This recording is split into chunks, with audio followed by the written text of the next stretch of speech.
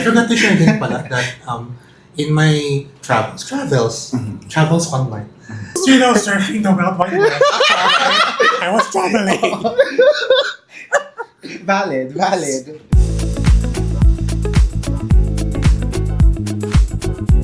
My first encounters din with like the Philippine bear community in general was also yung Chub and Chasers group na yon. Kasi I encountered them dun sa Facebook then. And there was a part of me that already by that time identified as like a super chub kasi malaki naman talaga ako. And then I saw the page and I was like, oh, these are like people who are like as big as me, just like enjoying life. So, sumali din ako on that group and like parang nagbantay ako for a bit na ano mga nangyayari dito and what can I like learn and how do I engage with this group. This was unfortunately the time na nagta-transition na sila into the bigger Manila that we know today. It was at that time nakita ko yung advert ng I don't know if it was yung party na yun or diversity. But I saw like yung posters, doon ko nakita na, oh my God, these are men who are like big. And like almost all of them are like, people in the ad are like plus size guys. So, wow. I thought to myself na this is really happening dito. And I thought that was really special kasi it gave me a sense of like, siguro welcoming or like comfort in knowing na because I already had knowledge of like the bear community outside of the Philippines, I was kind of relieved and also like expectant of good things to happen dito na. To the local community. Okay, cool. Actually, that brings us to the next topic, which is the community. How did you discover the community, and what's your experience? And I guess we would like to invite Toto to share his stories first, as someone who's been around the community a little bit longer than in the physical community, I guess. Because I told you earlier, I've been on Growler since the early 2010s. Right. Thought it was magical because for the first time, I found a dating app where I don't have to worry that people wouldn't like me. Because I came from that Guys for Men Planet Romeo era. Oh my God. Where, you know, 90% of the profiles in the early 2000s would flat out say no chubs, no femmes. So, which was very commonplace back then.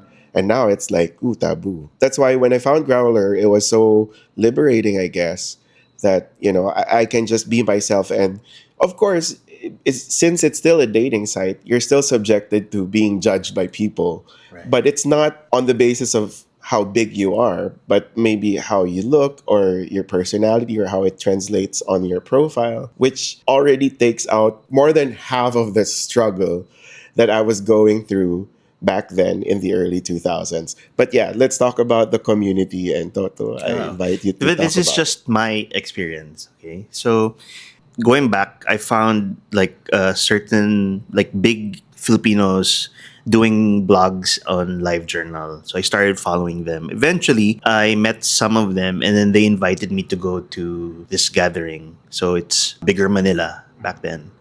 And Bigger Manila back then, their main point was like creating safe spaces for chubs, so bigger men, they called them chubs, and those who admire them, so chub chasers. So I was like intrigued because my newly found friends, they frequently went. So I went with them.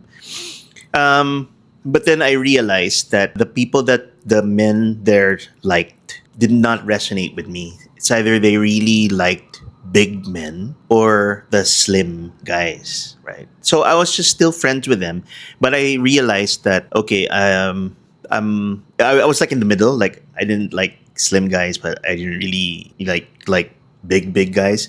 So and then I found another group who looked like me. They were stocky. They had facial hair, and when I was looking at the stuff that they were looking at, their corn, you know, they were looking at the same things. Like I was like, oh, these are the guys that I like. So I felt like, okay, this is where I belong. Like this is like these are my guys, like my people. Going back to what Judd said, that Ian started a new line. Ian Karandang, who has an ice cream shop called Sebastian's, he wanted to release a new line of ice cream bars. It's called Chubby Bars, right? So I saw that ad too. Right. So what he wanted to do something different. So he got four chubby men to represent one flavor for each bar. So we made a campaign and then he put it online, and I think that was the first campaign where bigger men were represented. Yeah, Right. we're represented anywhere. Because I I think at see. that time, even the Avon or whatever Natasha catalogs didn't have plus Right. size Right. models. Right. So it's the first time I saw an actual plus size Correct. model. Correct. Granted, it was for an ice Ice cream cream. bar, Correct. but Correct. still, it was so I didn't know anyone back then. I mean, I didn't know you back then, Correct. obviously, and I was like, this is amazing. It was groundbreaking in the sense that I think nobody was doing it back then. And it really pushed us into the community because people started knowing us and started sharing yung social media campaign. So for me, my entry into the community was really a little bit accidental in that sense. Again, it's still chubby bars, but we were called chubby bar, right? That's what Ian called us. So it's chubby bars, but the chubby bar bears, right?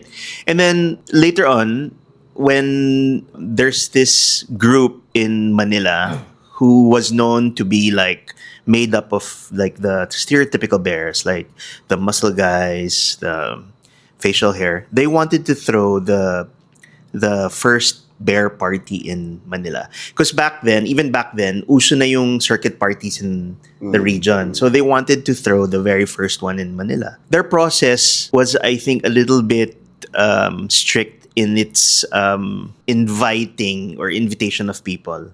You had to meet a certain criteria. So a lot of the people who registered for that event they were not able to get the tickets, right?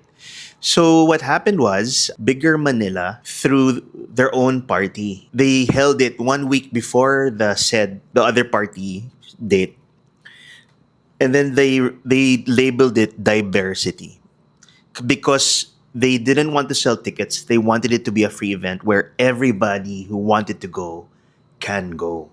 So we went there and it was really like I don't know, like 300, 400, 500 bears. Wow. It was in a small bar in Malate and it spilled onto the street. And for the first time, it was really a joyous occasion because you saw whether your preference was like big guys or stocky guys or even like the thin guys or skinny guys. There was a whole bears or bear identifying people. And it was so much fun. People were like taking off their shirts, dancing outside the street. People were just like drinking and mingling and stuff like that. And as far as I can remember, ever since that day, Bigger Manila started taking on the umbrella label of a bear group.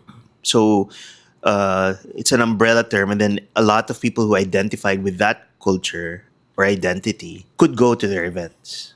So I think that is how the bear community evolved. And now I'm really happy because now people really attach bear to the events and to their groups and they identify. And then when you go to the events, it's still like there's like a variety of body types, personality types.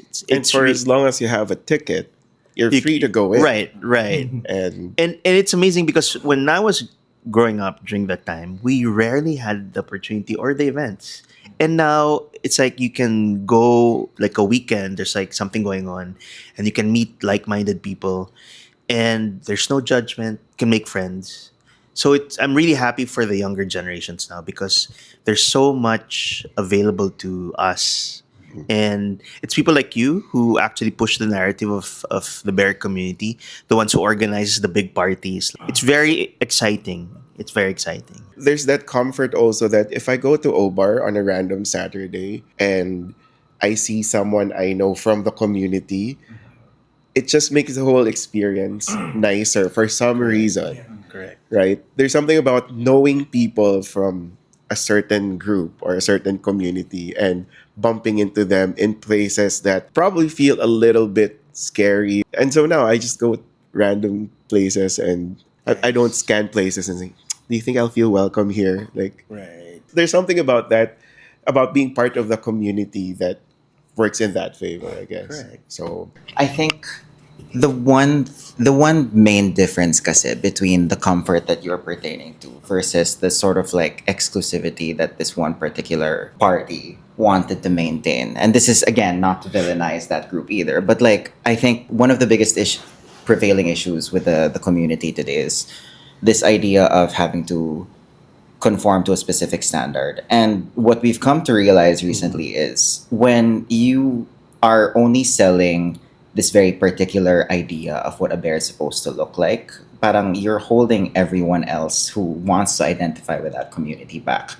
So I think the comfort that you're pertaining to is more like, oh, there's an entire group of people here who have dealt with the same sort of like exclusionary like feeling of exclusion in spaces that should be welcoming to most gays because like it's that sort of we all went through that experience versus going to a party that still really says we can't invite you because you don't look a specific way. And that's the thing that I think we really need to get rid of. But yun, Yeah. yeah.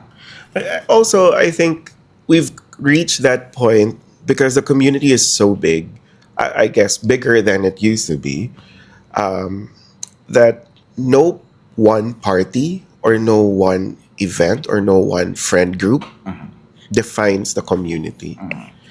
I think that's kind of like something that I also want to share with people that, if you've had experiences, good or bad, with certain friend groups, certain events, that I invite everyone to kind of not let that one experience shape your viewpoint on the community. Yeah. Because in my view, the community exists, well, first off, the community exists for people who actually need it. But also, the community is not about the parties. It's about this. Yeah. It's about having that conversation, about everything that kind of involves us, and going to the Pride March. Those are the things that, in my point of view, matter. The parties are nice, and it's a sort of means to meet new people and dip your toe in the community. But parties, friend groups do not define the entire community. Yeah. Just to add, no, it's their party, so they technically have the right to invite people that they want. Like the same way that when we have parties, we invite the Yeah. people that we want. If it's a private party, then it's a Right. private party. Yeah. Just don't call it the community party. It- If it's- Right. It was. I think it was just really a shock during that time. yeah. And then, so that was a reaction from Bigger Manila to really open up the label and the community so that anybody who wanted to go Yeah. was welcome to go. And it was such an amazing time. And I think if I could really try to go look back, that was the moment where there was a consciousness na in a lot of the people that we see in our community that this is something that is ours. Like from that moment on, parang all the pride parades mas nagdadala na ng pride ng bear flags, and then people started attaching the bear to their names or to their tags. So it really opened up the thing that that the bear is like a label for our community.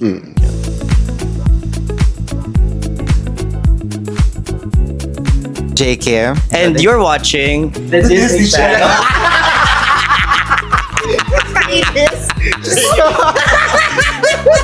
Pero bear dapat yung Bare ear. So, dapat mas maliit yung ano. It is.